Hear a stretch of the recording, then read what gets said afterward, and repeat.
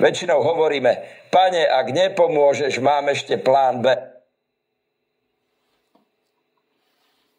To nie je čistá viera. Pýtajú sa ma, prečo mám v zahraničí viac zázrakov ako tu. Jedným z dôvodov je, že ľudia, čo potrebujú zázraky, nemajú zálohu. Nemajú ani 10 centov. Väčšina z nich nie. Nemajú žiadne peniaze.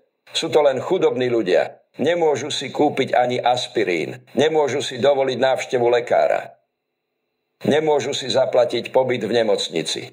Nemajú žiadne peniaze. Ak u vás nenajdu úľavu, Božiu moc a požehnanie, zomrú a vedia to. Nemajú žiadnu zálohu. Keď im poviete verte, otvoria celé svoje vnútro. Keď poviete Boh môže, začnú to vnútorne spievať. Boh to dokáže, Boh to dokáže. Boh. Nie je divu, že sa dejú zázraky. Majú vieru bez zálohy. Vedia, čo robia. Hovoria si, ak to tu nedostanem, zomriem. Tak to tu dostanem. A dostanú. Mali sme tu ľudí, čo prosili, modlite sa, zajtra idem do nemocnice. Prečo by som sa mal za teba modliť? Viete, kam idete? Určite by ste nechceli byť sklamaní. Prečo sa modliť? Stačí povedať, užite si to, vráťte sa podľa plánu, skúste tam niekoho obrátiť.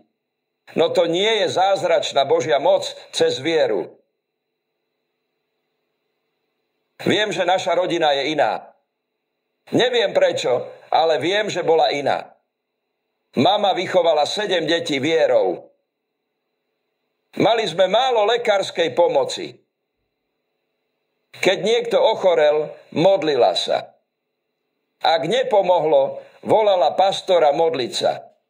Bola odhodlaná prijať Božiu pomoc. Dnes to nazývame viera. V bohatej spoločnosti je ťažké veriť Bohu.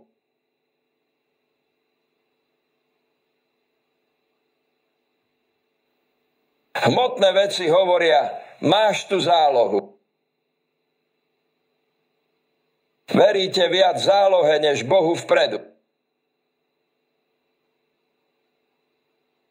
A to vám berie silu viery.